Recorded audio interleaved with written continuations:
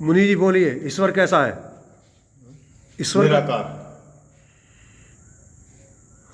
ओम, तू सर्वरक्षक है, तू सर्वव्यापक है, तू देख रहा है, सुन रहा है, जान रहा है, सबके मन की जानता है, तू मेरे भी मन की जानता है। हे ईश्वर, तू सच्चित आनंद है, सत्य है। भूतकाल, भविष्यकाल, वर्तमान काल कभी भी तेरा विनाश नहीं होता, कोई तेरे में परिवर्तन नहीं आता, तो एक रस रहता है, इसलिए तू सत्य है।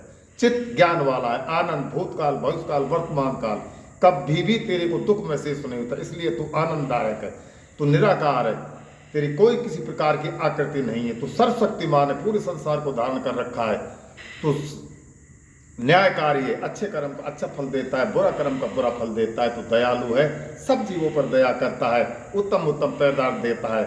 अजन्मा है, तो कभी भी जन्म नहीं लेता। अनंत है, तेरी कोई किसी प्रकार की सीमा नहीं है। अनुपम है, स्वयंभू है, अपने आप में स्वयंभू है। अनंत है, तेरी कोई सीमा नहीं है। अभय, निर्भय, सर्वधार है, सबका आधार है, सब जीव जंतु का आधार है। वृक्ष, वनस्पति, विद्वान सबका आधार है। निर्विकार है, तेरे अंदर कोई विकार नहीं है, न तो गलता है, न सड़ता है, न बढ़ता है, न घटता है, एक रस रहता है, अखंड है। तू अंतर्यामी, सबके अंदर बैठा है, मेरे अंदर भी बैठा है। तू मेरे पास है, मैं तेरे पास हूं, तू सर्वेश्वर है, तुझसे बड़ा न कोई जग में, सब में तू ही समाया है। जड़ चेतन सब तेरी रचना, तुझ में आश्रय पाया है। तू ऐश्वर्यवान है, तेरी बरोबर किसी के पास ऐश्वर्य। अनंत आनंद है, अनंत ज्ञान है, अनंत बल है, अनंत क्रिया है, अनंत शक्ति है तेरे पास। तू अनंत है, तू सर्वव्यापक है, कहूं पर जीव भी नहीं है, कहूं प्रकृति भी नहीं है, पर ऐसी कोई जगह संसार में नहीं है या तू नहीं है। तू हर जगह है। तू अजर है, अमर है, अजर है, बूढ़ा नहीं होता, अमर है, कभी मरता नहीं है, पवित्र है, अज्ञान और अंधकार से पर है, कोई दोष त्रुटि नहीं है तेरे अंदर। तो सृष्टि करता है, सृष्टि को उत्पन्न करता है, स्थिर रखता है, पालन करता है, रक्षा करता है और सबको कर्म फल देता है। हे ईश्वर,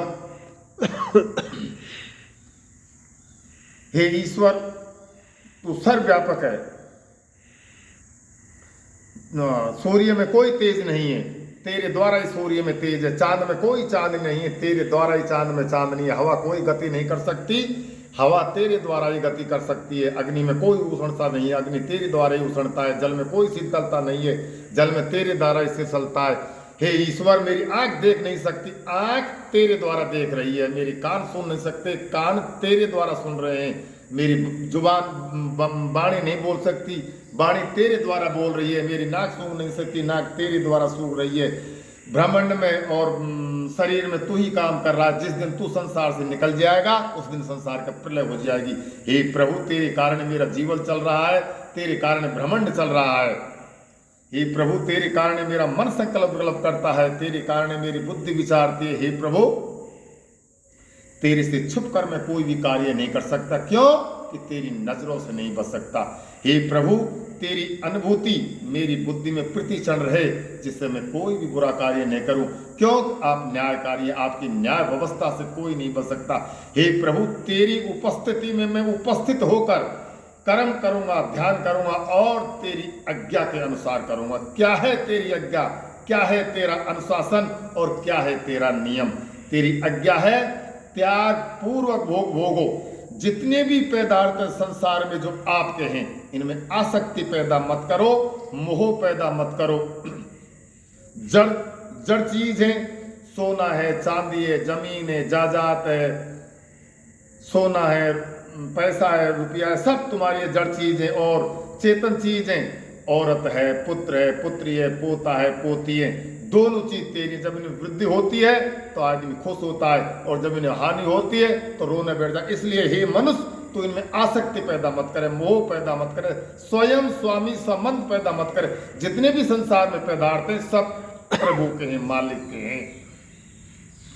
जैसे अगर परमात्मा हमको कपास का बीज नहीं देता तो हम कपड़े कहाँ से पहनते? अगर परमात्मा हमको अन्न का दाने का बीज नहीं देता तो हम पेट कहाँ से भरते? अगर परमात्मा हमको सरसों का दाने का बीज नहीं देता तो हम तेल कहाँ से पीते?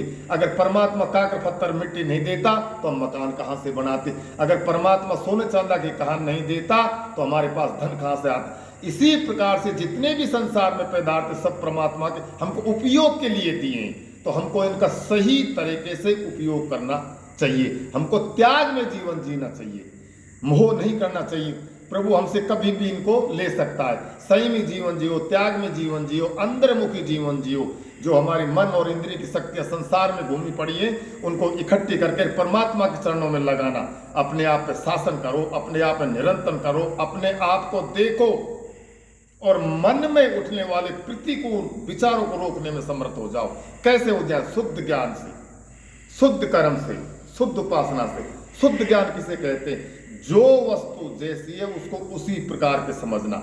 जैसे अनित्य को अनित्य समझना, नित्य को नित्य समझना, शुद्ध को शुद्ध समझना, अशुद्ध को अशुद्ध समझना, पवित्र को पवित्र समझना, अपवित्र को अपवित्र समझना, और अनात्मा को अनात्मा समझना, आत्मा को आत्मा समझना, जड़ को जड़ समझना, चेतन को चेतन समझना। जैसे ये संसार अनित्य है, परमात्मा नित्य है। संसार को छोड़ना चाहिए, परमात्मा को पकड़ना चाहिए।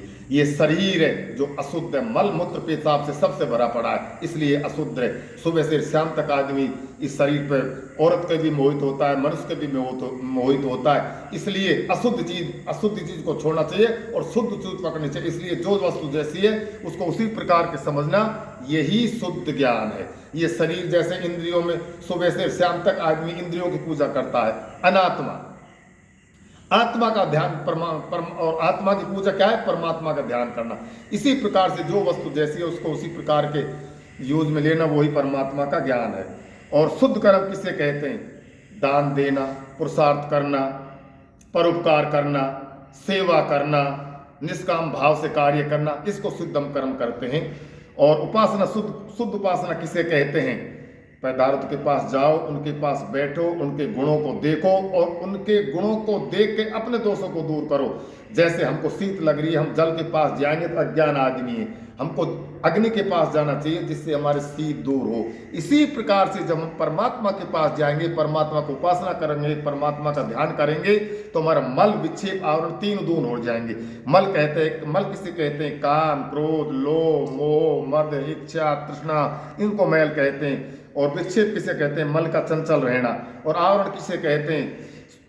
अविद्या, स्वयं स्वामी संबंध को आवरण कहते हैं। जब हम परमात्मा के पास जाएंगे, परमात्मा की उपासना करेंगे, परमात्मा का ध्यान करेंगे, तो ये हमारे 3 दूर हो जाएंगे। इसलिए हे मनुष्य, तू चरित्रवान बन, विचारवान बन, जप कर, तप कर, स्वाध्याय कर, इस पर प्रणिधान कर। जप किसे कहते हैं? ओम परमात्मा का नाम है, अर्थ सहित जप करना। जैसे ओम, सर्वरक्षक है, तू सर्वव्यापक है, तू देख रहा है, तू सुन रहा है, तू जान रहा है, तो मेरे मन के चारों तरफ विद्वान है, तो सब कुछ जानने वाला है। इसलिए अर्थ जरूर होना चाहिए। तप किसे कहते हैं? एक पांव से खड़ा होना कोई तप नहीं है, ऊपर को हाथ खड़ा करना कोई तप नहीं है, झूले पे झूलना कोई तप नहीं है, चारों गांव को अग्नि जला के बीच में बैठना कोई किसी प्रकार का तप नहीं है। तप उसे कहते हैं मान में, अपमान में, हानि में, लाभ में, जीवन में, मरण में, सुख में, दुख में, भूख में, प्यास में समान रहना, कभी विचलित नहीं होना, धैर्य रखना और धर्म के कार्य करते रहना और परमात्मा की आज्ञा का पालन करते रहना। और स्वाध्याय किसे कहते हैं? स्वाध्याय अपने आप को देखना। जैसे पहले मैं लौकिक आदमी था, कितना मुंह में क्रोध था, कितना मुंह में मद था, कितना मैं कामी आदमी था, कितना मैं क्रोधी था, कितने मुंह में तृष्णा थी, कितने मुंह में इच्छा थी। अब मैं भगत हो गया हूँ, आर्य समाजी बन गया हूँ। कितना मैंने काम को छोड़ दिया, कितना मैंने क्रोध को छोड़ दिया, कितना मैंने मद को छोड़ दिया, कितने मैंने तृष्णाएं कम कर दी, कितनी मैंने इच्छाएं कम कर दी, कितनी मैंने कामनाएं कम कर दी। एक लौकिक आदमी जब शाम को आपको घर जाता है तो गणना करता है, अब पहले मेरे पास 1 लाख रुपए थे, मैंने 5 लाख रुपए कर लिए। पहले मेरे पास 1 दुकान थी, मैंने 10 दुकान कर ली। पहले मेरे पास 1 मकान था, मैंने 10 मकान कर ली। तो वो ये सोचता है कि मेरी उन्नति हो रही है। इसी प्रकार से अगर आध्यात्मिक आदमी अपनी उन्नति के बारे में सोचता है तो आध्यात्मिक आत्मा की उन्नति हो रही है। कैसे उन्नति हो रही है? मैं कितना दान देता हूँ, कितना पुरुषार्थ करता हूँ, कितनी मेरे अंदर हर्षमुखता आ गई, कितनी निर्भयता आ गई, कितनी स्वतंत्रता आ गई, कितनी क्षमाशीलता आ गई, कितनी सहनशीलता आ गई, कितनी मधुरता आ गई, कितनी पवित्रता आ गई, कितनी धीरता आ गई, कितनी नम्रता आ गई, कितनी विनम्रता आ गई, कितनी सहजता आ गई, कितनी सरलता आ गई। अगर ये चीज मेरे अंदर आ रही है तो मुझको ये सोचना चाहिए कि मेरी उन्नति हो रही है, मैं कितना किलोमीटर चल लिया, कितना किलोमीटर मुझको चलना है, कहाँ मेरे को पहुंचना है। ये आध्यात्मिक आदमी को भी अपनी उन्नति के बारे में सोचना चाहिए। कितनी मेरे अंदर समझदारी आ गई, कितनी मेरे अंदर बुद्धिमत्ता आ ओम। गई, कितनी ओम पूर्ण करो। ओम शांति शांति। बहुत बढ़िया। बहुत बढ़िया, निकाल दो ये।